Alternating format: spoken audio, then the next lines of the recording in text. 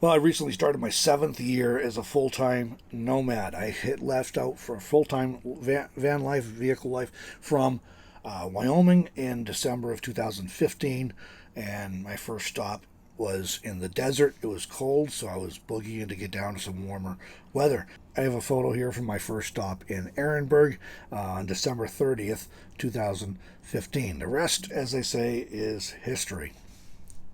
Now, I mentioned first, I've been through more vehicles than most people probably who are nomads.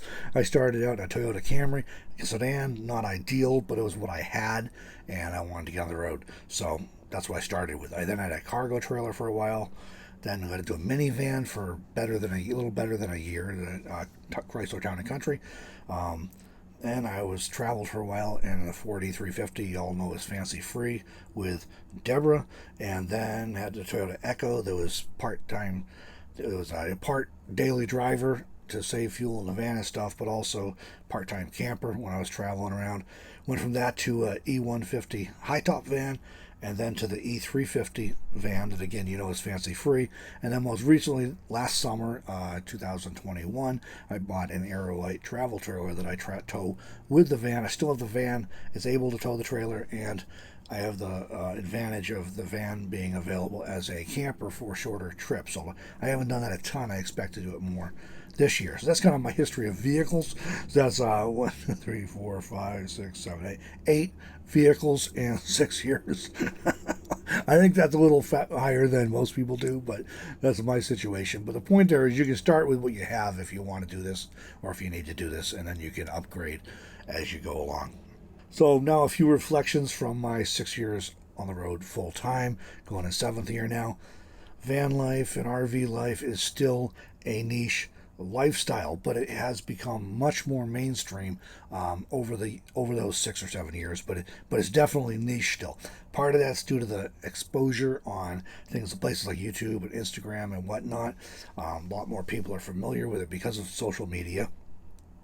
You have the book and movie Nomadland, which brought a lot of attention to this lifestyle. Although the book and the movie both focused on kind of older folks who were not old, but later middle-aged folks, and retirement age folks who are just priced out of our modern economy, and they can't afford housing and to live, and so they ended up doing the whole nomad thing. So that's kind of where was the focus of that book. But that did bring a lot of exposure to this lifestyle. And then a third thing that's really affected this is following the social media explosive social media growth, and then especially following the Nomadland book, which did well, then the Nomadland movie. There's been a ton of mainstream media exposure and coverage, as that is also, again, even though a lot of people don't want to do it, it has brought the idea to more people who might want to do it, and it's also at least brought the idea to a lot of people who aren't interested in doing it, but at least they have now heard about it and understand it's maybe not as crazy as they might have thought. Second observation from these years I've been on the road full time, more people than ever are doing this, and there are more doing it every year. So between the pandemic and more people doing this, some people have quit. The long time nomads have just said, no, it's not worth doing anymore. It's not the way it used to be, and we just don't want to do it anymore. But despite some people leaving, there's far more people starting. All right, next observation, popular areas are becoming increasingly crowded. That includes certainly places like popular national parks, popular state parks, popular dispersed camping areas, especially those that have decent cell coverage, are becoming far more crowded than they used to be, and it can sometimes be difficult nowadays to find places to camp without crowds. There are still places you can find, it takes more work. And so I often, the last year or two, I've been going back to places I've been going for years, and they're usually very quiet, very unpopulated, hardly anybody there, and I pull in and say, what on earth happened? Where did all these people come from? It never used to be like this. I don't want to camp here. There's too many people. So I go out and do some more exploring and research and find new places that I had not had to find in the past. So you can still find places, but there's definitely is becoming a lot more crowded in the popular places. That is places that everybody knows about, or places that are getting a lot of exposure on Instagram or YouTube or whatever. Another thing I've seen is an increase in closures, public land closures.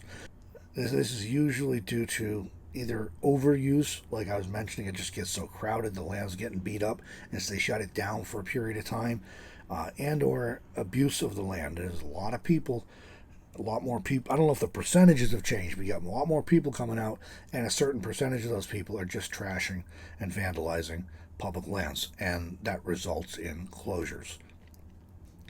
All right, fourth observation I have: van, truck, and RV availability and prices has become crazy. This is partly due to increased demand.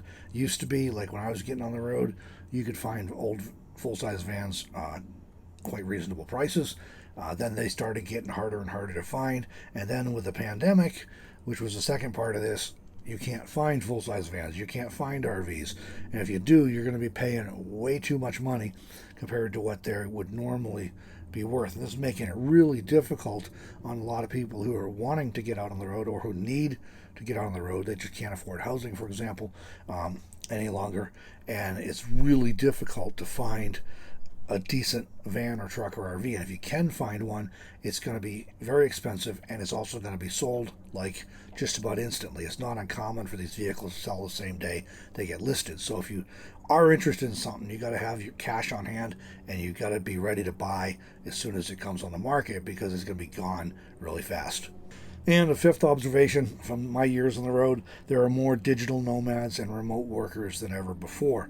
There used to be digital nomads like myself. Remote workers made up a much smaller percentage of the nomad world, but there's a lot more these days. It's still a minority, I think, overall.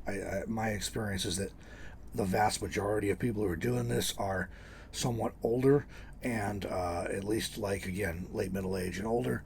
A lot of them are either retired or they're on disability, but there is a growing percentage of digital nomads and remote workers. They're also going with the whole digital nomad remote worker thing. I'm seeing more younger nomads.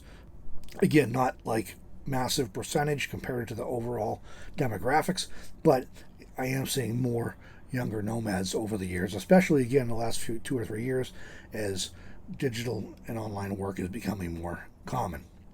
Oh, what about you? Have you been on the road for a while? What changes have you seen over the years while you've been traveling? Let me know in the comments below. Thanks for joining me for this video, everybody. If you've not done so already, please hit the thumbs up button, give it a like, and subscribe to the channel if you're not already, and we'll catch you in the next video.